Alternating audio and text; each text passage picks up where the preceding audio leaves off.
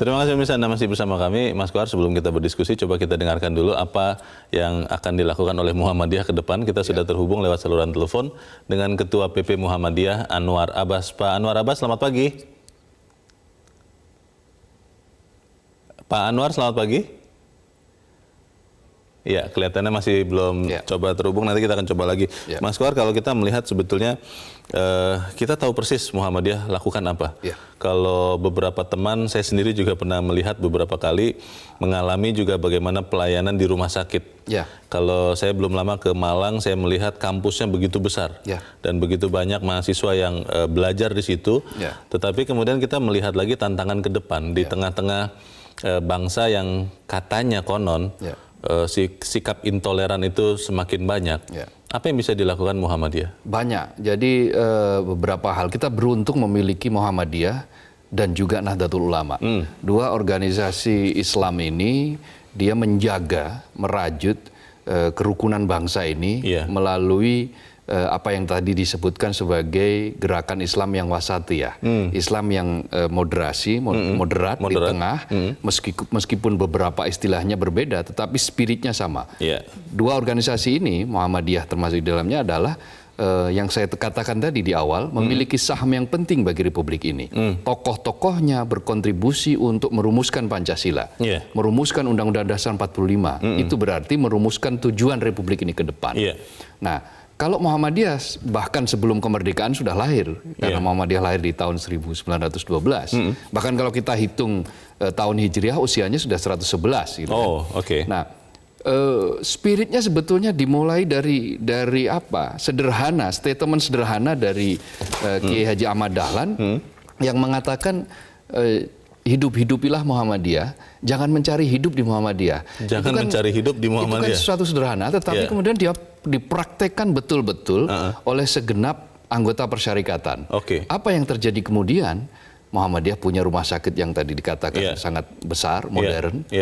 Perguruan tinggi banyak, lembaga sosialnya juga ada, bahkan asetnya menurut perkiraan itu lebih dari 300 triliun rupiah. Nilainya baik tanah, bangunan dan seterusnya. Itu artinya bahwa gerakan yang dimulai dari sesuatu yang sederhana tetapi konsisten, teguh pendirian, dia akan bisa tak lekang dimakan zaman. Mas Kohar, kita akan coba hubungi lagi Ketua PP Muhammadiyah Anwar Abbas. Pak Anwar Abbas, selamat pagi. Selamat pagi, Assalamualaikum. Waalaikumsalam. Pak Anwar, kalau kita melihat Muhammadiyah, Pak, pada umur ke-107 tahun ini, kita melihat bahwa Muhammadiyah mengedepankan atau menegaskan lagi tekadnya untuk mencerdaskan kehidupan bangsa. Di tengah pergulatan bangsa sekarang ini, Pak Anwar, apa persisnya, apa konkretnya yang akan dilakukan Muhammadiyah untuk berkontribusi nyata bagi bangsa kita, Pak? Pedoman bagi Muhammadiyah dalam melaksanakan tugas dan misinya adalah Al-Quran dan hadis. Al-Quran dan hadis, dinyatakan innallaha la yughayyiru ma biqaumin hatta yughayyiru ma bi anfusihim. Sesungguhnya Allah tidak akan merubah nasib satu kaum, termasuk bangsa Indonesia ini kalau tidak mengubah sendiri begitu kaum itu sendiri berusaha untuk merubahnya. Jadi dengan demikian Muhammadiyah melihat bahwasanya masalah sumber daya manusia menjadi sesuatu yang penting. Oleh itu ada dua pilar yang sangat menonjol di Muhammadiyah itu, yaitu adalah pendidikan dan yang kedua adalah pelayanan sosial dari rumah sakit itu. Nah, ini dua sisi, dua dimensi Kalau pendidikan itu mencerdaskan kehidupan bangsa. Pasti, Tapi mendirikan pelayanan sosial dan rumah sakit itu adalah menjaga dan meningkatkan kesehatan masyarakat. Bangsa yang akan maju adalah bangsa yang produktif. Bangsa yang akan produktif itu adalah bangsa yang cerdas dan sehat. Oleh karena itu Muhammadiyah sangat fokus kepada dua pilar ini, yaitu pilar pendidikan dan pilar pelayanan sosial atau pelayanan kesehatan. Baik, Pak Anwar, kita tidak bisa juga menafikan bahwa sebagai kekuatan besar, salah satu kekuatan besar di bangsa ini, secara politik Muhammadiyah juga ikut menentukan arah bangsa. Ke depan seperti apa, Pak? Karena beberapa waktu yang lalu kita sempat melihat ada seorang figur yang adalah salah satu tokoh senior begitu yang kelihatannya sangat vokal dan kita agak tidak mengerti juga arah gerakannya. Kalau Muhammadiyah secara politik ke depan seperti apa, Pak Anwar? Ya, kalau Muhammadiyah itu dia bukan gerakan politik ya, dia adalah benar, Pak, betul. sosial keagamaan. Iya, Cuma dia punya misi begini ya. Dia adalah organisasi Islam, organisasi dakwah amar ma'ruf nahi mungkar. Ya. Jadi kalau seandainya bangsa ini, negara ini, pemerintah ini berbuat yang ma'ruf, berbuat yang baik dan berbuat maslahat, saya kira tidak akan ada ya orang Muhammadiyah, tokoh Muhammadiyah yang akan menentang, tidak akan ada. Sebab yang ma'ruf itu, yang maslahat itu komitmen. Komitmen bagi Muhammadiyah untuk mendukungnya. Dia dakwah amar ma'ruf. Tapi kalau ada kebijakan pemerintah ya yang akan menimbulkan mafsadat, yang akan menimbulkan bencana dan malapetaka, dan kalau ada orang Muhammadiyah yang tidak bicara, itu copot ketika itu Muhammadiyahnya. Ketika ada praktek kezaliman dilihat oleh Muhammadiyah, lalu orang Muhammadiyah diam, maka ketika dia diam itu copot ke Muhammadiyahnya. Jadi jelas ya komitmennya ya Pak Anwar ya? Oh jelas. Sangat jelas. Oleh karena itu Muhammadiyah akan mendukung siapapun yang memerintah selama yang memerintah itu berorientasi bagi tegaknya keadilan dan kesejahteraan serta kecerdasan bagi seluruh rakyat Indonesia. Itu komitmen. Baik. Baik Pak Anwar Abbas, sekali lagi selamat berulang tahun Pak. Kita terus mengharapkan kiprah Muhammadiyah untuk mencerdaskan kehidupan bangsa. Terima kasih Pak Anwar. Selamat pagi Pak. Kita gembira mendengar komitmen itu, tapi kita harus jeda dahulu Mas Kohar, karena kita akan lanjutkan selepas jeda. Pemirsa tetap bersama kami, Editorial Media Indonesia segera kembali.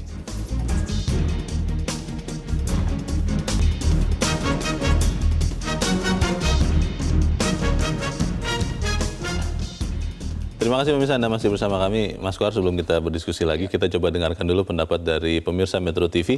Kita sudah terhubung dengan pemirsa Metro TV di Banggai Laut, Sulawesi Tengah. Ada Pak Ahmad Yusuf. Pak Ahmad Yusuf, selamat pagi. Selamat pagi, Assalamualaikum. Waalaikumsalam Pak Ahmad Yusuf. Bagaimana Pak pendapat Anda Pak? Silakan Pak. Jadi yang pertama kita ucapkan dulu pada pendiri Muhammadiyah ya. Kontribusi Muhammadiyah di Indonesia ini sangat-sangat besar, luar biasa. Bahkan kita di pelosok-pelosok ini sampai menikmati kinerja Muhammadiyah. Di pelosok-pelosok bisa ada kampus-kampus. Bayangkan kalau tiada Muhammadiyah. Kesian anak-anak pelosok kita pergi kuliah di jauh-jauh tempat. Terima kasih dulu Muhammadiyah. Dan saya sangat-sangat bangga dengan Muhammadiyah. Sampai sekarang belum ada tokohnya yang menjadi seperti gaya-gaya teman di sebelah sana sampai melahirkan yang tidak baik seperti Abu jadi provokator. Jadi terima kasih Muhammadiyah mempertahankan nama baik Muhammadiyah. Salam Muhammadiyah. Assalamualaikum warahmatullahi wabarakatuh. Salam Metro. Waalaikumsalam. Terima kasih Pak Ahmad Yusuf di Banggai Laut, Sulawesi Tengah. Di belakang Pak Ahmad Yusuf ada Pak Iwan di Jember, Jawa Timur. Pak Iwan, selamat pagi Pak. Selamat pagi Bang Abdul Kohar dan Bang Leo.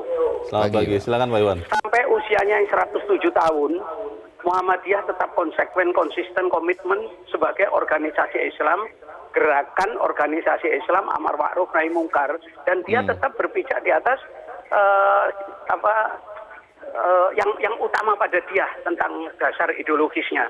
Nah, sejarah telah membuktikan bagaimana tanggal 17 Agustus 1945 malam, sekitar jam 2 malam, Ki Bagus Hadikusumo kan didatangi oleh Letnan 2 Angkatan Laut yang mengaku mewakili rakyat Indonesia Timur. Lalu dia mengatakan kalau rancangan rumus hukum dasar Piagam Jakarta 25 Juni 1945 itu tetap akan disahkan besok paginya tanggal 18 Agustus 45 oleh PPKI, maka kami akan memisahkan diri dari NKRI. Nah, jawabannya singkat Ki Bagus Hadikusumo yang diikuti oleh Pak Kasman Singojumejo, bahwasanya demi NKRI Pancasila UUD 45 kemudian Bhinneka Tunggal Ika, maka umat Islam mengalah. Jadi akhirnya mari sudah kembali ke Undang-Undang Dasar 45 seperti yang diusulkan oleh Mr. Muhammad Yamin. Ya, kemudian untuk itulah maka 18 Agustus 1945 pengesahan lahirnya Undang-Undang Dasar 45 seperti yang dimaksud oleh Mr. Muhammad Yamin itu adalah karya dari tokoh Muhammadiyah pengurus besar ini. Ini alma mater saya ini.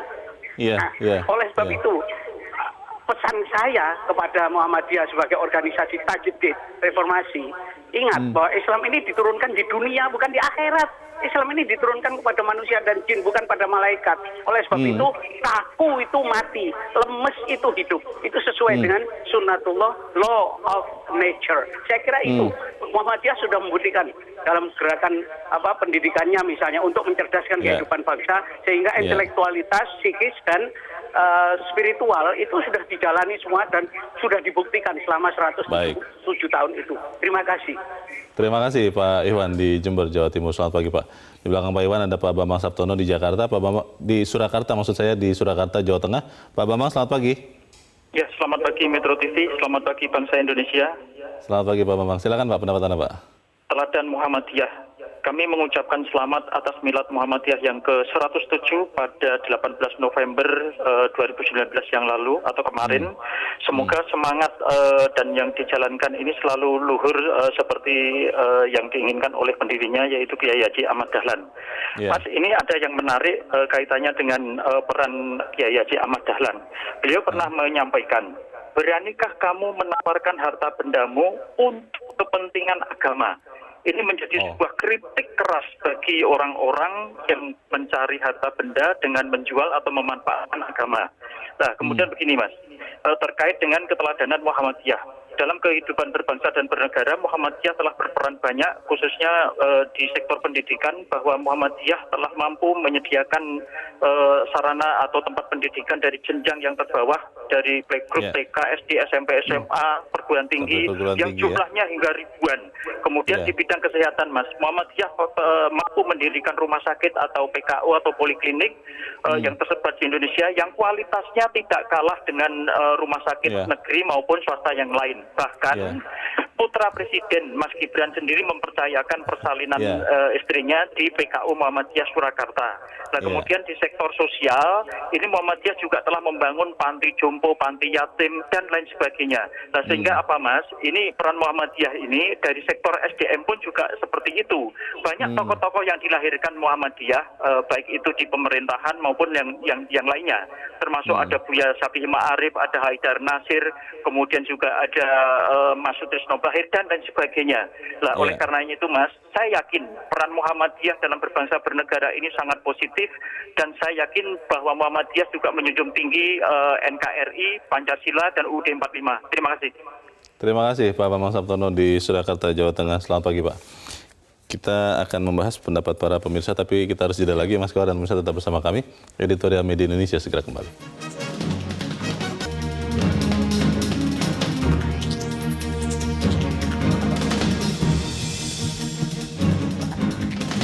Terima kasih pemirsa, Anda masih bersama kami. Kita di bagian akhir dari diskusi kita pagi ini. Mas Kawar, tadi para penelpon Pak Ahmad Yusuf, Pak Ikhwan, Pak Bambang Saptono menegaskan bahwa memang kiprah Muhammadiyah itu nyata. Dan mereka percaya bahwa ke depan, tadi Pak Bambang Saptono yang paling terakhir menegaskan bahwa komitmen Muhammadiyah ini jelas untuk NKRI dan akan berkontribusi terus. Bagaimana kita bisa meneladani teladan Muhammadiyah ini dan menyerapnya untuk bangsa kita? Salah satu yang paling penting yang bisa kita catat dari Muhammadiyah itu adalah otentisitas. Konsekuensi antara apa yang diucapkan dengan apa yang dilakukan. Bahkan jadi ada yang bilang, pengamat yang bilang bahwa Muhammadiyah itu tidak hanya merawat akal sehat melalui retorika, tetapi juga membangun infrastruktur untuk menuju akal sehat itu. Mewujudkannya, untuk mewujudkannya, tindakan nyata. Bagaimana akal sehat itu ada dalam pikiran, tetapi kemudian tindakannya juga berdasarkan akal sehat. Makanya kombinasi antara apa yang diretorikakan, yang tidak terlalu bergemuruh memang, karena low profile dan apa yang dilakukan, ditindakkan oleh Muhammadiyah itu sama, persis sebangun. Makanya Muhammadiyah bisa sangat besar, kemudian merambah kemana-mana, bahkan sampai ke wilayah-wilayah yang sangat terpencil. Nah, ini kan banyak sekali tokoh-tokoh Muhammadiyah lokal itu yang berkhidmat terhadap yang namanya pendidikan itu luar biasa. Kita bisa menyaksikan misalnya dalam film Laskar Pelangi. Kan kita saksikan bagaimana seorang guru Muhammadiyah mempertahankan sekolah pendidikan meskipun dalam kondisi murid yang sedikit.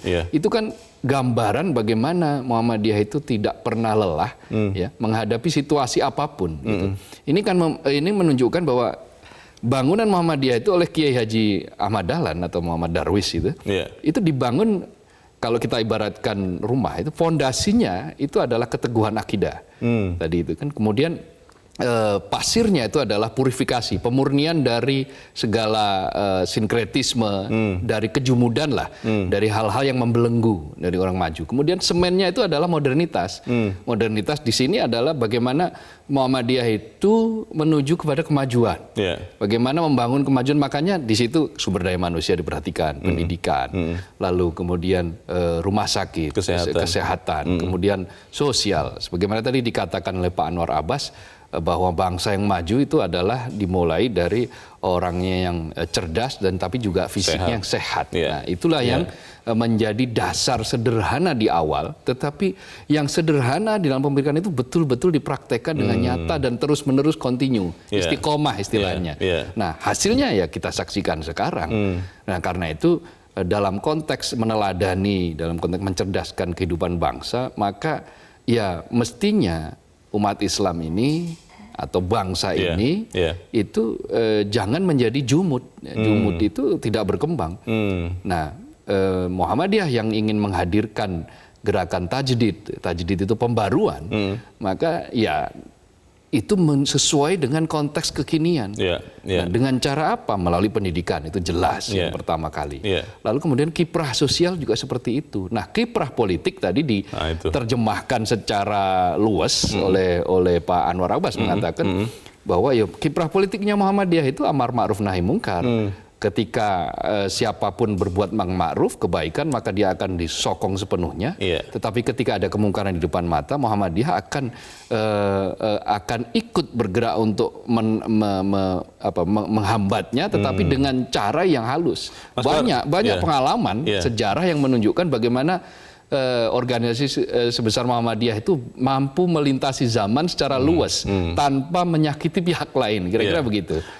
Beberapa waktu yang lalu kan kita melihat ada sekian tokoh bangsa yang berangkat besar dan membesarkan juga Muhammadiyah, tetapi kemudian di kontestasi politik kita melihat mereka punya sikap yang berbeda, dan perbedaannya itu bisa sangat nyata, dan akhirnya sebagian masyarakat juga menjadi bertanya-tanya sebetulnya apakah ini representasi Muhammadiyah atau memang adalah figur-figur saja yang lahir dari Muhammadiyah dan kemudian menjadi figur sendiri begitu. Itu bagaimana pergulatannya? Muhammadiyah itu kan satu organisasi, tapi banyak wajah kan dalam representasi orang-orangnya, dalam perwujudan bagaimana ekspresi orang-orangnya, macam-macam. Tidak bisa kita sebut bahwa satu orang yang tunggal itu kemudian dia merepresentasikan seluruh Muhammadiyah. Itu pula yang terjadi ketika misalnya kita lihat juga di NU. Di NU kan juga tidak bisa bahwa NU itu hanya milik satu orang, misalnya milik satu tokoh yang sedang memimpin saat itu, tidak bisa. Atau tokoh yang sangat senior, yang sangat disegani. Bukan seperti itu cara kita membaca, karena perbedaan di dalam ormas, di dalam organisasi kemasyarakatan seperti kayak Muhammadiyah, Nahdlatul Ulama itu sesuatu yang biasa dan hidup dari masa lampau. Hanya perbedaannya kalau di Muhammadiyah ketika ada satu tokoh yang ngotot gitu ke utara gitu, satu tokoh yang sebetulnya nggak setuju ke utara, dia lebih akan memilih diam daripada mempertunjukkan atau mempertontonkan konflik atau dalam pengertian perbedaan pendapat secara keras di depan publik. Jadi kalaupun ada argumentasi internal saja begitu. Internal saja, mereka sudah terbiasa membangun bagaimana etika menghormati senior, kira-kira begitu ya. Lalu bagaimana mendebat dengan cara yang baik tanpa harus menyakitkan. Nah, hal-hal semacam ini penting untuk bisa diteladani oleh siapapun, pihak manapun, organisasi apapun, dalam kita membangun republik ini menuju kemajuan. Kalau di dalam katakanlah 3 kalimat begitu Mas Kohar, Apa yang bisa menjadi teladan Muhammadiyah yang bisa diambil oleh bangsa kita? Konsistensi dan otentisitas. Dan otentisitas? Iya, konsistensi dan otentisitas itu adalah dua hal yang menurut saya sesuatu yang membuat kemudian Muhammadiyah itu bisa tetap hidup dan besar seperti sekarang ini. Dan kiprahnya akan tetap terus berjalan? Iya, konsistensi terhadap apa yang menjadi dasar tujuannya, dan otentik. Otentik itu apa yang diretorikakan juga itu yang kemudian dijalankan. Apa yang diucapkan itu yang dilakukan? Itu yang dilakukan dengan sebenar-benarnya. Kalau terkait dengan terakhir tadi, singkat saja mungkin Mas, kondisi bangsa yang katanya semakin banyak yang intoleran. Ya. Apa yang bisa dilakukan Muhammadiyah? Muhammadiyah itu melalui lembaga pendidikannya, itu kita sudah bisa melihat secara nyata bagaimana praktek toleransi itu dijalankan. Di sekolah Muhammadiyah, kemudian di perguruan tinggi Muhammadiyah itu banyak juga dari orang-orang non-muslim yang kuliah di Muhammadiyah, kemudian ada yang sekolah di Muhammadiyah. Selama ini jalan-jalan saja, tidak pernah ada paksaan, dan Muhammadiyah juga hidup di tengah-tengah masyarakat yang plural, dan selama ini juga tidak pernah terjadi gesekan-gesekan yang panas dan berarti. Bahkan yang terjadi adalah semakin kesini adalah bagaimana rajutan itu kembali untuk kemudian diperkuat itu. Jadi saya yakin itu akan menjadi DNA-nya Muhammadiyah lah sampai kapanpun. Semoga Muhammadiyah terus berkiprah dan kita bisa meneladaninya. Terima kasih Mas Abdul Qohar sudah hadir di sini. Selamat pagi. Selamat pagi. Pemirsa, di era pasca reformasi, Muhammadiyah sebagai organisasi menunjukkan ketegasan dalam mendukung demokrasi ataupun penegakan hukum dan konstitusi. Teladan paripurna itulah yang meneguhkan kemenangan Muhammadiyah melawan ujian waktu. Dirgahayu Muhammadiyah, semoga terus bisa mencerdaskan kehidupan bangsa. Saya Leonard Samosir, terima kasih Anda sudah menyaksikan. Selamat pagi.